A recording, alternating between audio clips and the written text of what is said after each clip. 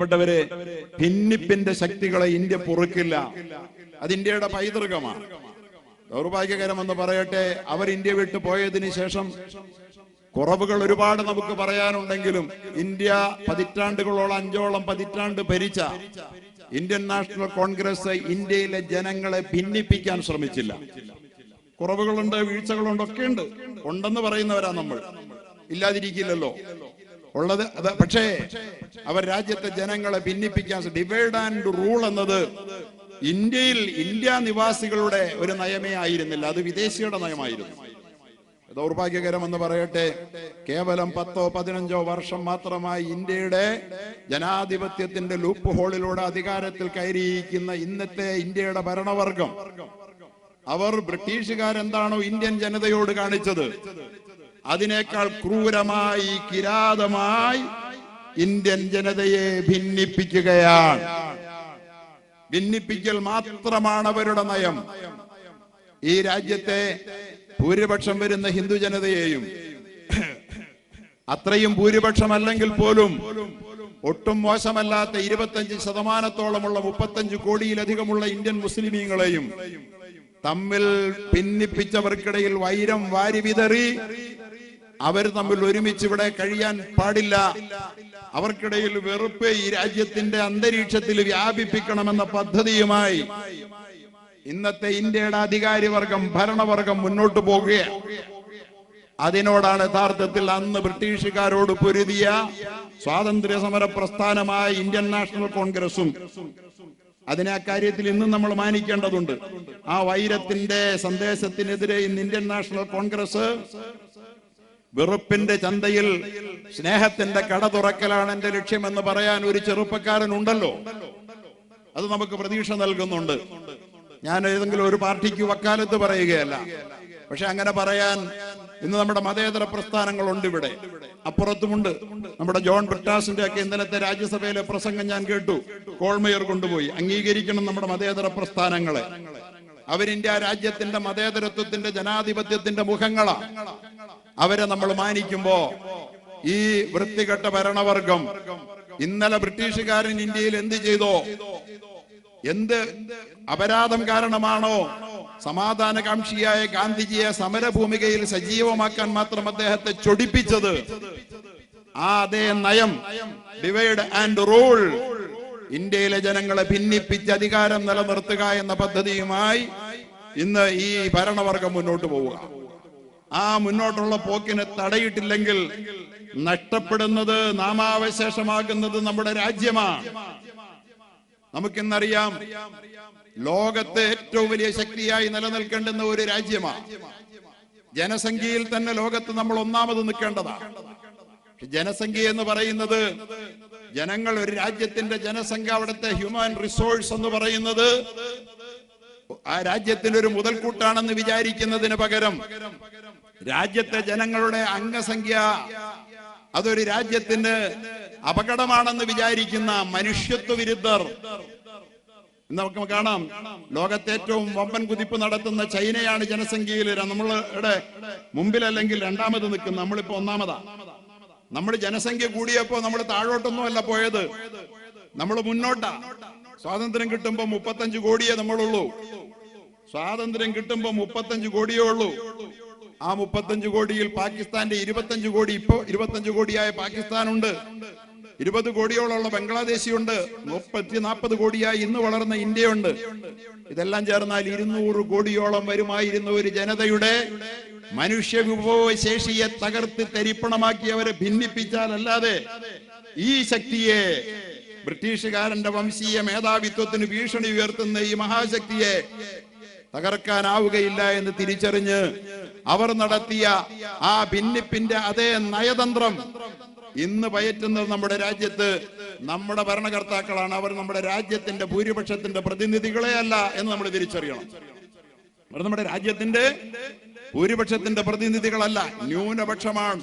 ജനാധിപത്യത്തിന്റെ ലൂപ്പ് ഹോളിലൂടെ അംഗസംഖ്യയുടെ കണക്ക് പറഞ്ഞുകൊണ്ട് 100 പേർ വോട്ട് ചെയ്യുമ്പോ 64 പേർ നിങ്ങൾ ഞങ്ങളെ ഭരിക്കണ്ട എന്ന് വോട്ട് ചെയ്യുമ്പോഴാണ് 34 പേർ, 6 പേർ മാത്രം വോട്ട് ചെയ്ത 100 പേരിൽ 36 പേര് മാത്രം വോട്ട് ചെയ്തവർ യഥാർത്ഥത്തിൽ എവിടെയാ? അവരിന്ന് അധികാരത്തിലിരിക്കുകയാ. ഇത് ജനാധിപത്യത്തിന്റെ നന്മയെ കുറിച്ച് നമ്മൾ വാചാലമാകുമ്പോൾ ഇത് ജനാധിപത്യത്തിന്റെ ഒരു ശാപമാണ്. എല്ലാ തെരഞ്ഞെടുപ്പുകളിലും വോട്ട് ചെയ്ത 100 പേർ, വോട്ട് ചെയ്യാത്തവര് പോട്ടെ, വോട്ട് ചെയ്ത 100 പേരിൽ 36 പേരല്ലാതെ ഇന്ത്യ ഈ 15 വർഷമായി ഭരിക്കുന്നവർക്ക് വോട്ട് ചെയ്തിട്ടില്ല. എല്ലാ ഭിന്നിപ്പിക്കൽ തന്ത്രങ്ങളും അവർ മാറി മാറി പയറ്റി കിട്ടും. ഹിന്ദു വികാരത്തെ ആഗോളം ഉത്തേജിപ്പിക്കാൻ വേണ്ടി 3000 കോടി മുതൽ മുടക്കി പട്ടേൽ പ്രതിമ പണിതിട്ടും രാമക്ഷേത്രം പണിതിട്ടും അയോധ്യയിൽ പോലും അവരെ തോൽപ്പിച്ച് കയ്യിൽ കൊടുത്ത ജനതയാണ് ഇന്ത്യൻ ജനത. അങ്ങനത്തെ മതേതരത്വത്തെ ജീവവായു പോലെ സ്നേഹിക്കുന്ന നമ്മുടെ രാജ്യത്ത് ഭൂരിപക്ഷം വരുന്ന ഹിന്ദു ജനതയുടെ ഉദാര മനസ്ഥിതിയിൽ വിഷം കലക്കി ഈ രാജ്യത്തെ ജനങ്ങൾക്കിടയിൽ വിള്ളലുണ്ടാക്കാൻ വേണ്ടി ഇവർ നടത്തുന്ന ശ്രമത്തിന്റെ ഭാഗമാണ് വഖഫിലുള്ള ഇപ്പോഴത്തെ ഇടപെടൽ. വഖഫാണല്ലോ നമ്മുടെ പ്രധാനപ്പെട്ട ചർച്ച. വഖഫ് യഥാർത്ഥത്തിൽ എന്താണ് വഖഫ് ഇത്ര വലിയൊരു പ്രയാസകരമായ സംഗതിയായി മാറിയത്? ഭയപ്പെടുത്തുന്ന ഒരു സംജ്ഞയായി ഈ രാജ്യത്തിന്റെ മണ്ണിൽ വഖഫ് മാറിയത് എങ്ങനെയാ? ഒരിക്കലും വഖഫ് അങ്ങനെ മാറേണ്ട ഒരു സംഗതിയല്ല. വഖഫ് ഇവിടെ ജമിയത്തുൽ ഉലമാ ഹിന്ദ് വഖഫ് സംരക്ഷണം രാഷ്ട്ര ദൗത്യം എന്ന ഈ ടൈറ്റിൽ കണ്ടിട്ട് ഉന്നതനായ ഒരു ഉദ്യോഗസ്ഥൻ തന്നെ എന്നെ വിളിച്ചിട്ട് പറഞ്ഞു, നിങ്ങൾ കൊടുത്ത ഈ ടൈറ്റിൽ ക്യാപ്ഷൻ അതിഗംഭീരമായിരിക്കുന്നുവല്ലോ എന്ന്. അതിൽ തന്നെ നിങ്ങൾക്ക് പറയാനുള്ളത് മുഴുവനുണ്ടല്ലോ എന്നാണ് അദ്ദേഹം എന്നോട് പറഞ്ഞത്. എന്താണ് യഥാർത്ഥത്തിൽ ഇത് പറയുന്നത്? ഈ പറയുന്നതിന്റെ അർത്ഥം വഖഫ് എന്ന് പറഞ്ഞാൽ പലരും മനസ്സിലാക്കി വെച്ചിരിക്കുന്നത് മുസ്ലിങ്ങളുടെ പള്ളിയും മദ്രസയും പണിത് അതിനകത്ത് കുറെ ആരാധനകൾ കൊണ്ടു നടത്തുന്നതിന്റെ പേരാണ് വഖഫ്. ഈ അബദ്ധ സങ്കല്പത്തെയാണ് ജമിയത്തുൽ ഉലമാ തിരുത്താൻ വേണ്ടി ശ്രമിക്കുന്നത്. അതാണ് ഈ രാജ്യനിവാസികൾ തിരിച്ചറിയേണ്ടതും തിരുത്തപ്പെടേണ്ടതുമായ ധാരണ. അതാ പ്രിയപ്പെട്ടവരെ, വഖഫ് യഥാർത്ഥത്തിൽ എന്താണ് എന്ന് ചോദിച്ചാൽ ഈ രാഷ്ട്രത്തിന്റെ ഏറ്റവും വലിയ കനത്ത സംഭാവനയുടെ പേരാണ് വഖഫ്. ഇന്ന് ഈ രാഷ്ട്രത്തിന്റെ ഹൃദയമായി, ഈ രാഷ്ട്രത്തിന്റെ ചങ്കായി നിലനിൽക്കുന്ന, രാഷ്ട്രത്തിന്റെ കരളായി നിലനിൽക്കുന്ന പല കേന്ദ്രങ്ങളും വഖഫിൽ കെട്ടിപ്പടുത്തതാണ് എന്ന് ഈ രാജ്യത്ത് പലർക്കും അറിയില്ല. വഖഫാണ് യഥാർത്ഥത്തിൽ അതിന്റെ ആധാര ഭൂമികയായി നിലയുറപ്പിക്കുന്നത്. ആ വഖഫിനെ ഇത്തരത്തിൽ വഖഫാക്കി മാറ്റിയതിന്റെ പിന്നിലുള്ളത് എന്തെന്നറിയോ? മഹാനായ പരിശുദ്ധ ഇസ്ലാമിന്റെ ഒരടിസ്ഥാന സങ്കല്പമുണ്ട്. ഇവിടെ പറയപ്പെടുകയുണ്ടായി, അള്ളാഹു പറയുന്നുണ്ട്, ഏ മനുഷ്യരെ,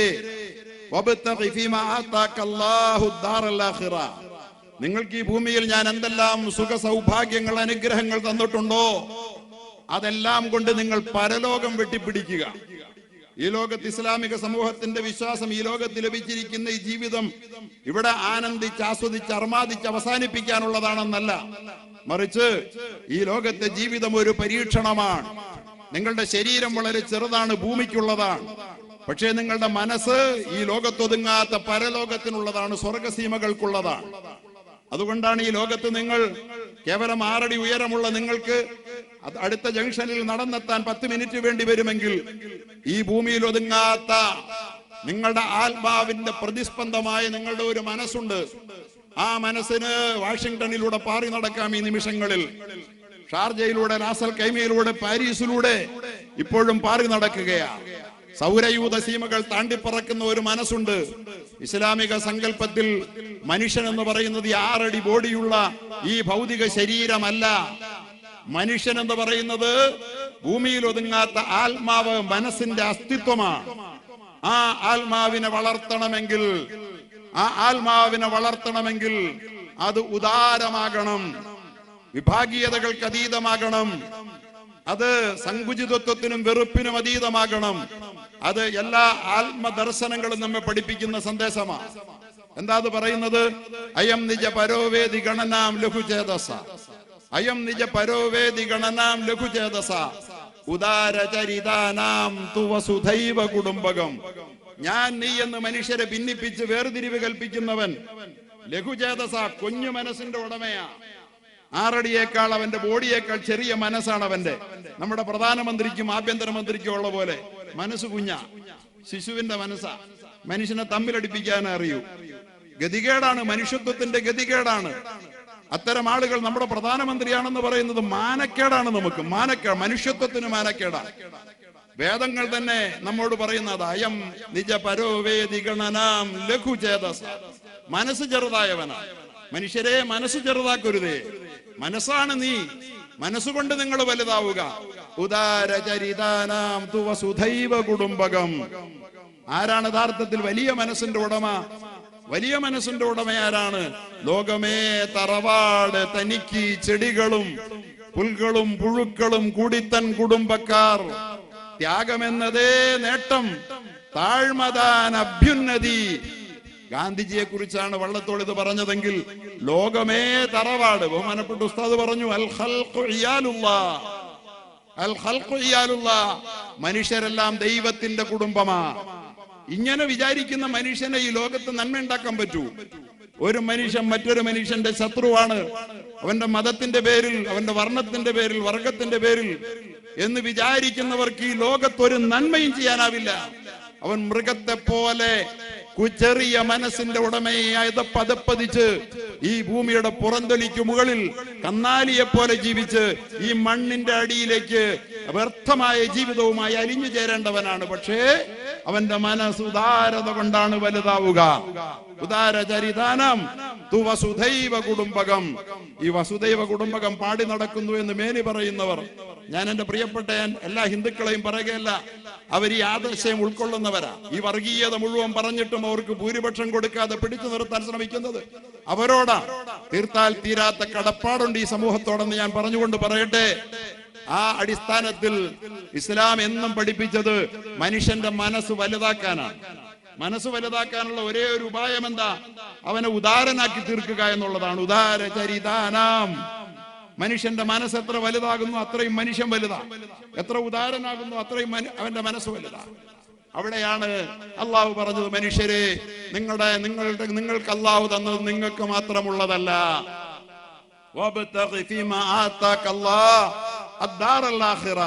നിങ്ങൾക്ക് അള്ളാഹു തന്നത് പണമാകട്ടെ, പദവിയാകട്ടെ, അധികാരമാകട്ടെ, സ്ഥാനമാകട്ടെ, സൗന്ദര്യമാകട്ടെ, മറ്റ് സൗഭാഗ്യങ്ങൾ എന്തുമാകട്ടെ, ആരോഗ്യമാകട്ടെ, അതുകൊണ്ട് നിങ്ങൾ പരലോകം അനന്തമായി ചേക്കേറാൻ വേണ്ടി നിന്റെ മനസ്സ് തുടികൊട്ടുന്ന ഇവിടെ ഒതുങ്ങാതെ, ഞാൻ ഈ ലോകത്തിന്റെ അടിമയല്ല, ഞാൻ പരലോകത്തിന് വേണ്ടി കൊതിക്കുന്നു എന്ന് നിന്നോട് ഓരോ നിമിഷവും പറഞ്ഞുകൊണ്ട് നിന്റെ ഉള്ളിൽ അനന്തതകളിലേക്ക് ചിറകടിച്ച് പറക്കാൻ കൊതിക്കുന്ന നിന്റെ മനസ്സുണ്ടല്ലോ, ആ മനസ്സിനെ വലുതാക്കി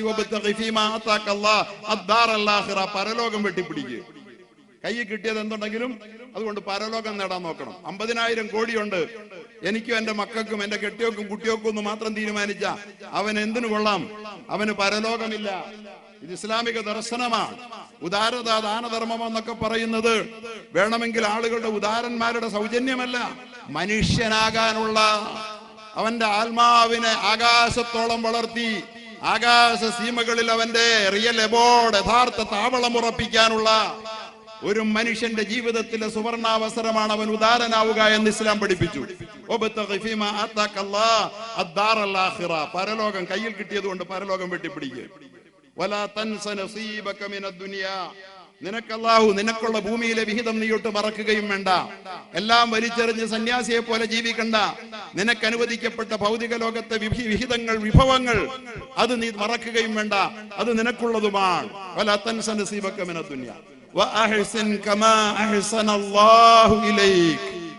നിനക്ക് അല്ലാഹു ഉപകാരം ചെയ്ത പോലെ അല്ലാഹുവിന്റെ സൃഷ്ടികൾക്ക്, സമസൃഷ്ടങ്ങൾക്ക് നീയും ഉപകാരം ചെയ്യുക. ഇതാണ് ഖുർആന്റെ മെസ്സേജ്. നിനക്ക് അല്ലാഹു ഉപകാരം ചെയ്തെങ്കിൽ ചെയ്ത ഉപകാരത്തിന്റെ പങ്ക് നൽകി നീ മറ്റുള്ളവർക്ക് ഉപകാരം ചെയ്യുക. ഇസ്ലാമിന്റെ ദർശനം, വിഭാവനം എന്തെന്നറിയോ?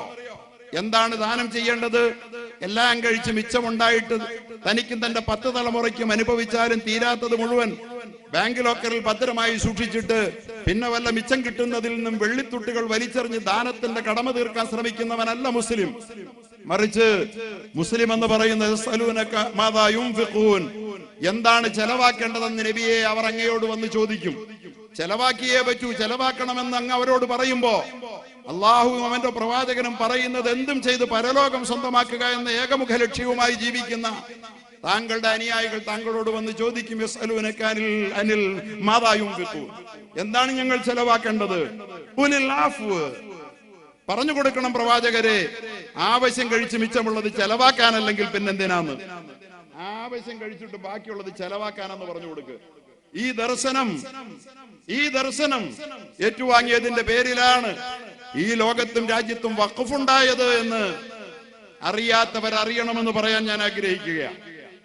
മഹാനായ പ്രവാചകന്റെ കാലഘട്ടത്തിൽ ഉമർ റളിയല്ലാഹു തആല അൻഹു, ഇസ്ലാമിന്റെ ആദ്യത്തെ ഖലീഫയായ ഉമർ റളിയല്ലാഹു തആല അൻഹുവിന് ഒരു വലിയ തോട്ടം അദ്ദേഹത്തിന്റെ കൈവശം വന്നു ചേർന്നു.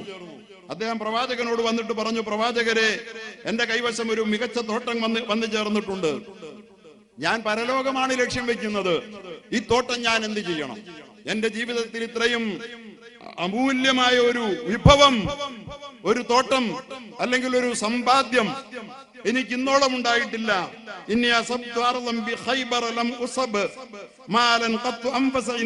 എന്ന് പറഞ്ഞപ്പോ ഞാൻ ഇതിൽ എന്ത് ചെയ്യണമെന്ന് ചോദിച്ചപ്പോ താങ്കൾ വിചാരിക്കുന്നുവെങ്കിൽ, ആഗ്രഹിക്കുന്നെങ്കിൽ ആ പ്രോപ്പർട്ടി അങ്ങനെ നിലനിർത്തിയിട്ട് അതിന്റെ വരുമാനത്തെ, അതിന്റെ ഗുണങ്ങളെ ആളുകൾക്ക് ദാനം ചെയ്യാം. പ്രവാചകൻ പറഞ്ഞു, പ്രോപ്പർട്ടി നിലനിർത്തുക, എന്നിട്ട് അതിന്റെ പ്രയോജനങ്ങൾ ആളുകൾക്ക് ദാനം ചെയ്യുക, ഇതാണ് ഏറ്റവും മികച്ചതെന്ന് മഹാനായ പ്രവാചകൻ പറഞ്ഞു. ഇന്നഹു ലാ യുബാഉ അസ്ലുഹാ, അതിന്റെ പ്രോപ്പർട്ടി, അതിന്റെ അസൽ പ്രോപ്പർട്ടി വിൽക്കപ്പെടരുത്, വിൽക്കാനേ പാടില്ല. ആരുടെ? ഉമറിന്റെ പ്രോപ്പർട്ടി. അങ്ങനെ ദാനം ചെയ്താൽ പിന്നെ ഉമറെ നീ വിൽക്കരുത്. വലാ യൂഹബു, പിന്നെ നിനക്ക് ഇഷ്ടപ്പെട്ടവർക്ക് അത് ദാനവും ചെയ്യരുത്. അത് പൊതു സ്വത്തായി സമൂഹത്തിന് ഉപകാരപ്പെടും വിധം നിലനിൽക്കണം. വലാ യൂറതു, നിന്റെ അവകാശികൾക്ക്, ഇബ്നു ഉമർ അടക്കമുള്ള നിന്റെ മക്കൾക്കും ഇനി അത് കൊടുത്തൂടാ എന്ന് പറഞ്ഞ് പഠിപ്പിച്ചതിൽ നിന്ന് തനിക്കുള്ളതിൽ ഏറ്റവും വിലപ്പെട്ടത് പടച്ച തമ്പുരാന്റെ പ്രീതിക്ക് വേണ്ടി പരലോകം സ്വന്തമാക്കാൻ വേണ്ടി കൊടുത്ത ഉമറുൽ ഫാറൂഖിന്റെ ആ അനുയായികൾ, പിന്മുറക്കാരായ മുസ്ലിം സമുദായം എല്ലാ കാലത്തും അവരുടെ സ്വത്തുക്കൾ അള്ളാഹുവിന്റെ പ്രീതിക്ക് വേണ്ടി വഖഫ് ചെയ്തിട്ടുണ്ട്. സാധുക്കൾക്ക് അതിൽ നിന്ന് ദാനം ചെയ്യുക, ബന്ധുക്കൾക്കും, അടിമകൾക്ക് അവരുടെ മോചനത്തിന് വേണ്ടിയും,